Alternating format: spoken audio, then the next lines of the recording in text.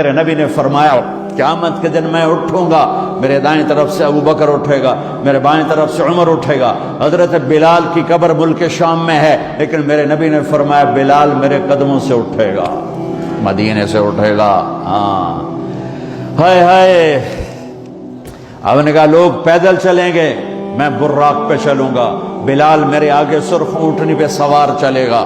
جب میدان معاشر میں پہنچیں گے تو بلال اونٹنی پہ کھڑے ہو کے کانوں میں انگلیاں دے کے اذان دے گا۔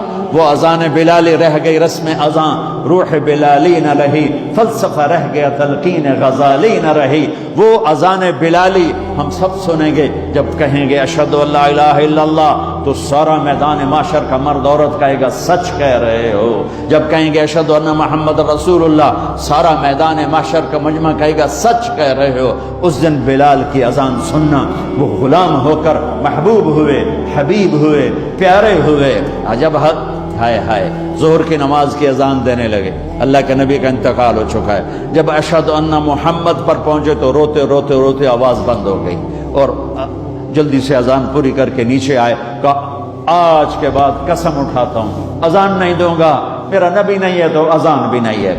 اور حضرت ابو بکر سے اجازت لے کر جب وہ خلیفہ بن گئے، جہاد پہ چلے گئے، 6 مہینے تک آئے نہیں۔ لاکھوں صحابہ جہاد میں گئے، کسی کو میرے نبی خواب میں نہیں آئے، صرف بلال کو آئے۔ بلال یہ کیا بے وفائی، ہم سے ملنا ہی چھوڑ دیا، ہمارے پاس آنا ہی چھوڑ دیا۔ آنکھ کھلی تو ان کو یوں لگا جیسے اللہ کے نبی زندہ بلا رہے ہیں، یا رسول اللہ میں آ گیا، یا رسول اللہ میں آ گیا۔ اور اسی وقت اونٹنی کو بھگایا۔ 21 دن کا سفر، 21 دن کا سفر 7 دن میں کیا، 7 دن صرف نماز اور پیشاب کے لیے اترتے تھے اور بھگاتے بھگاتے بھگاتے۔ 8ویں دن جب مدینے میں پہنچے تو آتے شور مچایا، یا رسول اللہ میں آ گیا، یا رسول اللہ میں آ گیا۔ ان کے ذہن سے نکل گیا کہ آپ تو دنیا سے جا چکے ہیں۔ جب مسجد کے قریب پہنچے تو پھر تڑپ اٹھے اور چیخنے لگے کہ آپ تو ہیں ہی نہیں۔ پھر گئے سیدھے قبر پہ جا کے یوں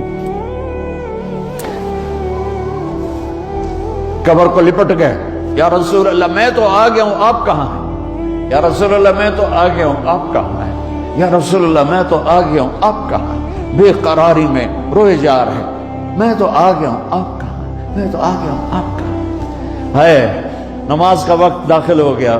کون سی نماز تھی اللہ ہی جانتا ہے، اور سب کو پتا تھا بلال نے قسم کھائی ہے کہ اذان نہیں دیں گے، لہذا کسی کو جرت نہیں ہو رہی کہ بلال سے کہیں آج اذان بلالی سنا دے۔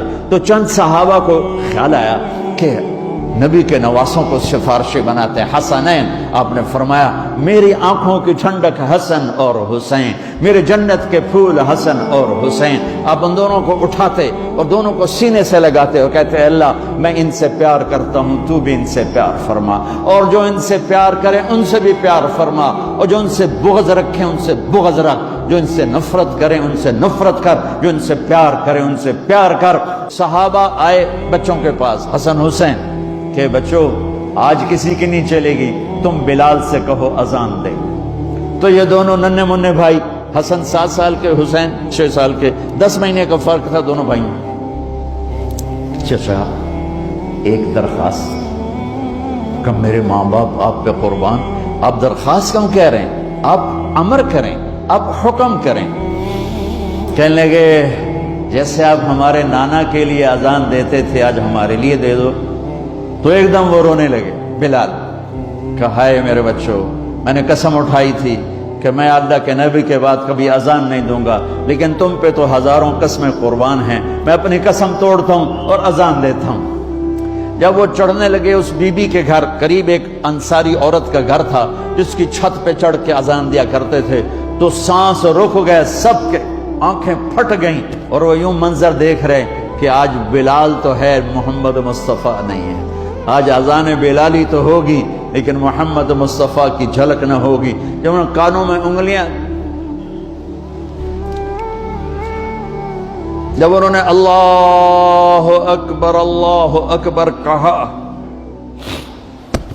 تو مدینے میں گھر گھر ماتم بچھ گیا، عورتیں بھی چیختی ہوئی گھروں سے باہر نکل آئیں، سارے مدینے کی گلیوں میں چیخ و پکار مچ گئی، اور یوں سب کو لگا جیسے محمد مصطفیٰ زندہ ہیں اور ان کا زمانہ ہے، لیکن آپ تو جا چکے تھے۔ یہ بلال کو جو رتبہ میرے رب نے دیا، یہ غلامی مصطفیٰ کی وجہ سے دیا ہے۔ آپ سب میرے بھائی بہن بیٹھے ہو، میرے بچے بچیاں بیٹھے ہو، اپنی زندگی کی قیمت لگاؤ، اور یہ قیمت پیسے سے نہیں ہے، پاؤنڈ سے نہیں ہے، ڈالر سے نہیں ہے، ڈگریوں سے نہیں ہے، یہ غلامی مصطفیٰ سے ہے، یہ محمد مصطفیٰ سے ہے۔